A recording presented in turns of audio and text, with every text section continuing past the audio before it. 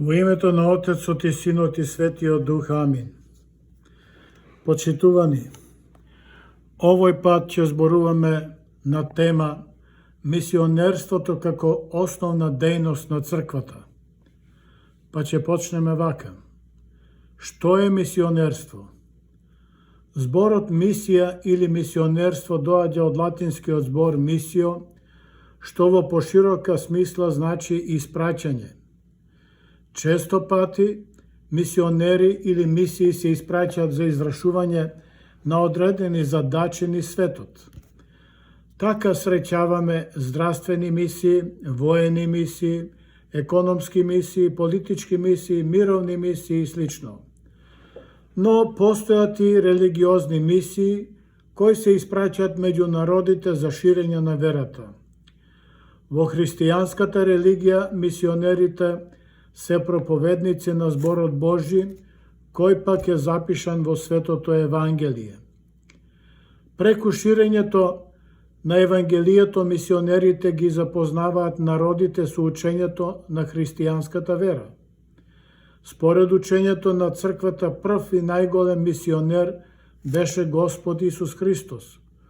Он беше најголемиот првосвештеник кој дојде во светот да ги поучи и прибере паднатите од верата и да им го покаже патот кон вечното спасение.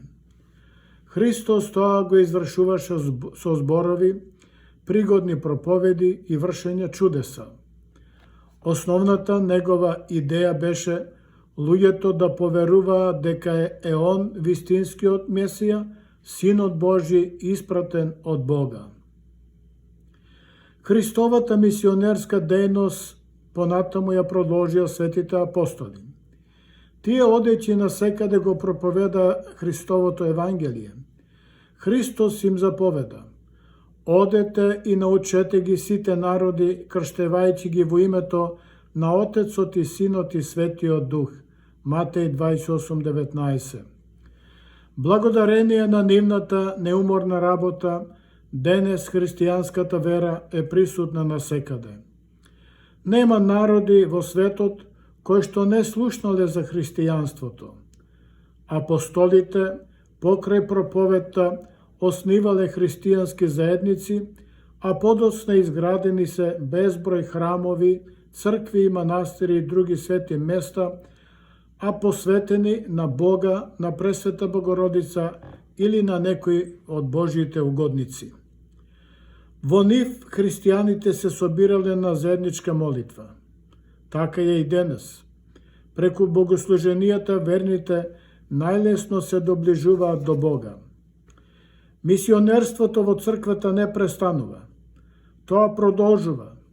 Денес има насекаде организиран црковен живот, а по установен канонски ред се извршуваат свети богослужби, се проповеда Словото Божјо, се извршуваат верски активности, а круна на се е светата литургија, каде што со причестувањето ние верните се соединуваме со самиот Господ Исус Христос.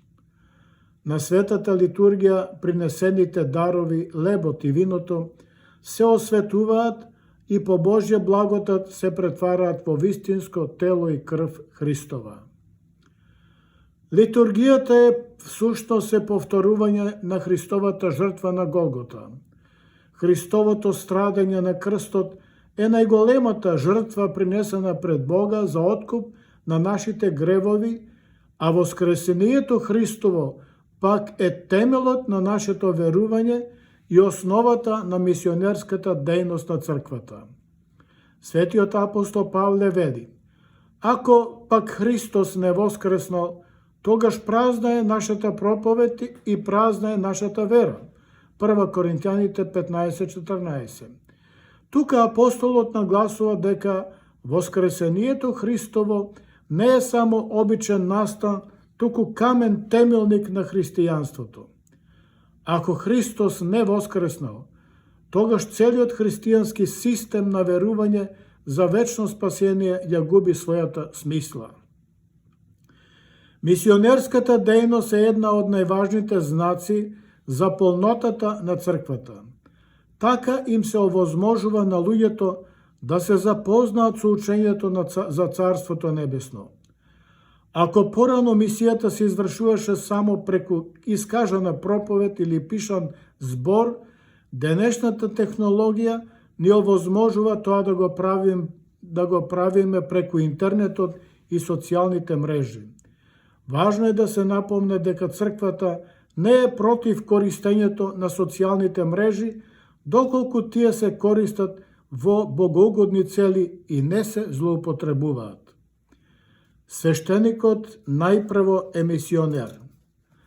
Одговорноста за мисионерската дејност во црквата припаѓа на свештенството, на монаштвото и на високиот клир, но и на секој во верата образован христијанин. Свештенството е установено од апостолите. Светиот апостол Павле му пишува на Тимотеј: раце на никого не полаге пребрзо, ниту пак на туѓи гревови да стануваш соучесник. Пази се себе си чист. Тимотеј 5:22. Со ова апостолот упатува какви треба да бидат лицата на коим се доверува свештеничкиот чин. Понатаму апостолот продолжува и вели: тој, свештеникот, треба да е непорочен, што значи без пороци, трезвен, целомудрен, чесен, почитуван, гостолюбив, поучлив, не пијаница, не силеџија, туку кроток, миролюбив и не сребролюбив, не горделив, не суетен, не самохвалив, не злопамтив, не осветолюбив. Својата куќа добро да ја управува и да има деца послушни и со полно достоинство. Зашто, ако тој не умее да ја управува куќата, како тогаш ќе се грижи за црквата Божја? 1 Тимотеј 3:1-7. Уште апостолот нагласува дека добар мисионер не е само оној кој добро зборува и добро проповеда и добро го познава учењето на црквата, туку во колкава мера го прилагодува сопствениот живот кон тоа што го проповеда. Мисионерството не смее да се сведе на некакво христијанско предприемништво или бизнис. Тоа е сведочење и дејство на верата и љубовта, тоа е живот. Мисионерот треба да биде исполнет со љубов кон оние кон кои тој се обраќа, а таквата љубов подразбира исцело оддавање и посветување на самиот себе во службата. Голем греф е доколку мисијата се извршува формално. Свети Јован Нов Богослов вели: мисионерството на свештеникот нека му биде главна преокупација, а не споредна работа. Мислите да не му одат на работи од овој свет, оти во тој случај неговата мисионерска работа е однапред осудена на неуспех. Само ќе се врти во круг, ќе биде млак и нема да обстане на Божиот пат. Низ историјата на црквата познати се многу примери за добри и оддани мисионери. Слободно можеме да ги спомнеме сите тие кои црквата ги овенчала со светителски ореол, како мачениците, преподобните и сите светители, затоа што тие животот го посветиле во служба на верата и на Христа. Не само со добри зборови, туку и со личен пример сведочеа за она што го проповедаа и така авторитативно ги повикуваа луѓето и народите да приидат кон Христа. Таквите примери црквата ги наградува. Црквата не е човечка инсталација на земјата, туку Божја. Нејзин основач е самиот Господ Исус Христос, а управител и раководител е Светиот Дух. Бидејќи погледите на црквата ги надминуваат нашите човечки земни погледи, затоа ќе речеме дека црквата не им припаѓа на луѓето. Црквата не гледа краткорочно, туку долгорочно. Незината цел не е земниот живот, а вечниот. Земниот живот е само подготовка за вечното Царство Небесно. Христос е глава на црквата, кој постојано повикува да му пристапиме. Господ непрестано чука на вратата од нашите срца, за да му отвориме. Он сака да влезе и да живее во нас. Христос ни вели: Ете, јас стојам пред вратата, чукам. Ако некој го чуе гласот мој и ја отвори вратата, ќе влезам при него и ќе вечерам со него и тој со мене. Откровение 3:20. Некој ќе праша, како може да го примеме Христа во нашето срце? Епископот Хвоштански Алексеј вака објаснува. Тука не се зборува за фигуративна смисла, туку морална која е исполнета со христијанските добродетели. Во таа смисла, иако срцето е еден мал орган во нашето тело, тоа може да биде толку широко што ќе најде место за сите луѓе, па така и за несместливиот Христос. Како? Така што најпрво ќе се свртеме кон себе си и ќе почнеме да мислиме само за себе во смисла кој сум јас и што треба да направам за да се спасам. Тоа подразбира пред се да имаме љубов кон сите и да не се занимаваме со проблемите на другите, да не завидуваме ако некој подобро живе од нас или е понапреден во кариерата, да не ги озборуваме луѓето, да не ги осудуваме и слично. Едноставно да не се оптеретуваме со тоа како живеат другите, туку најпрво ние да застанеме пред Христа скромно и смирено и да го чекаме неговиот одговор за нас. Он ќе ни даде одговор, тогаш кога ќе биде потребно. Треба да знаеме дека секоја негативна мисла ни го оптеретува срцето и тогаш тоа наместо да се шири се стеснува. Во стеснетото срце ќе нема место ниту за нас самите, оти наместо љубовта ќе завладее омразата. Во злобното срце нема да има место за Христа. Секоја добродетел треба да е загреана со Божјата љубов, вели свети Евтимий Велики. Отец стаде и вели, какви ви се мислите, таков ти е и животот. Богат е оној кој го има Бога во себе, а сиромав е оној кој мисли дека може самиот да направи се. Ако го имаме Бога, тогаш сме силни и јаки. Христос дојде меѓу луѓето да пострада за намера нашите души да ги направи свое живеалиште. Он непрестано чука да му отвориме. Тоа е неопходно да го сториме, оти без Христа и надвор од црквата нема спасение. Он за нас треба да е и храна, и пиење, и живот. Секоја душа која не го примила Христа во себе нема да има наследство во Царството Небесно, вели свети Макарий Велики. Примарна задача на секој мисионер треба да биде исполнувањето на ова вечна определба на црквата. Затоа тој треба да ја извршува својата должност со најголема одговорност и посветеност. Светиот апостол Павле вели, ако проповедам Евангелие, нема за што да се фалам, бидејќи тоа ми е должност, а тешко мене ако не проповедам. 1 Коринтјаните 9:16. Овие зборови на апостолот треба да бидат поука и раководно начело на секој проповедник на верата и на секој свештеник. Во црквата Христос е Господарот, а ние сме само негови помошници. Наша постојана обврска е да ги учиме луѓето на вистината. За да ги задржиме луѓето во црквата и во верата, неопходно е да ја покажеме ентузијазам и посветеност. Верата не треба да се разбира како еднократен маратон, туку како трчање на долги патеки низ целиот живот. Ако луѓето се пронедот себе си во црквата, тие ќе останат за секогаш. Воспротивно ќе си отидат. Неопходно е во свештеникот луѓето да видат олицетворение на неговата проповед. Оти речено е, личните примери најдобро воспитуваат. Затоа свештеникот, покрај тоа што треба да има добро познавање на верата, неопходно е да се одликува со кротост и смиреност, но и ревност во верата, а особено во љубовта кон сите. Само така може да биде успешен во превземената обврска. Спротивно на тоа, наместо добар пример, ќе биде пречка и соблазна на луѓето. но тешко на оној човек преку кога доаѓа соблазната, вели Христос, Матеј 18:7. Но не само свештеникот, туку и секој христијанин е апостол на верата, вели свети апостол Павле. Ние кои во Христа се крстивме, во Христа и се облековме, Галатјаните 3:27.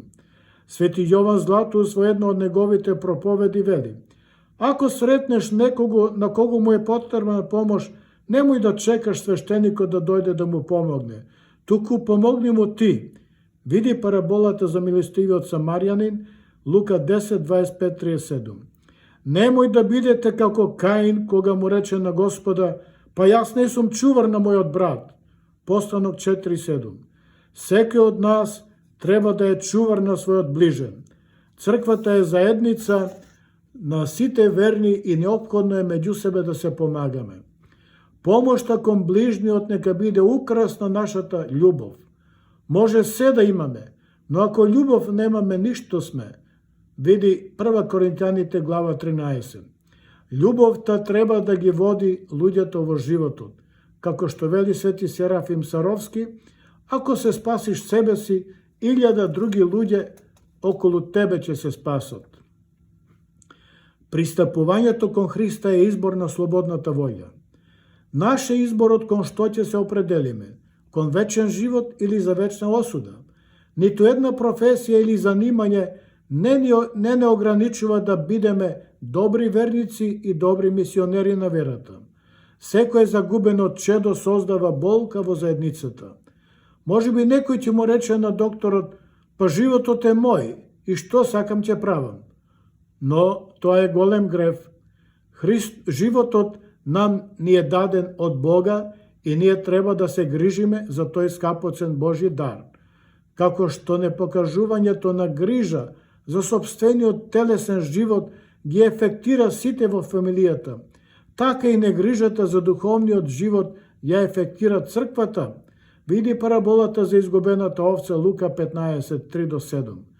Должноста на свештениците е да ги учат луѓето за вредностите на верата и важноста на вечниот живот. Непримерно е ако самиот не се придржува кон упатствата. Црквата без мисија не е црква. Црквата без мисија нема иднина, па ниту смисла и цел на постоењето.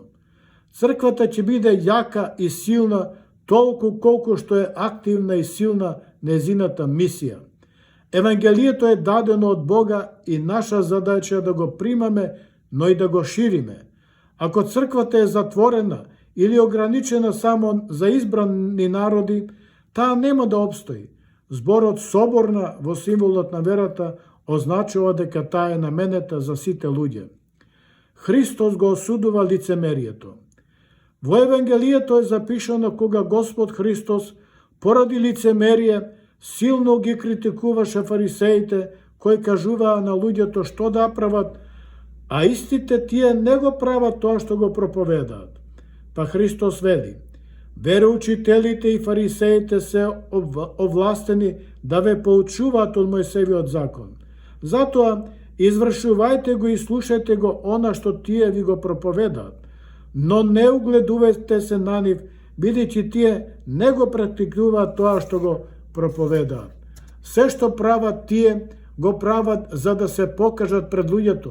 Ги сакаат почесните места на гозбите и челните места по храмовите. Но најголемиот меѓу вас нека ви биде слуга, зашто кој се возвишува ќе биде понижен, а кој се понизува ќе биде возвишен. Евангелие Марко 12, Лука 11. Понатаму Христос, критикувајќи го с фарисејското лицемерие, вели: тешко вам, вероучители и фарисеи лицемери, вие пред носот на луѓето им ги затворате вратите на небесното царство, ниту вие влегувате, ниту ги пуштате оние кои сакаат да влезат. Лука 11 и 13. На крајот ќе речеме: мисионерството во црквата е основната алка за успех во проповедта на верата, како и смисла на постоењето на црквата. Бидејќи црквата е Божја инсталација на земјата со одредена цел и смисла, затоа свештеникот, а и секој мисионер на верата, неопходно е да се однесува најодговорно. Секое формално извршување на свештеничката служба е лицемерие, кое го осудил и самиот Господ Христос. Амин.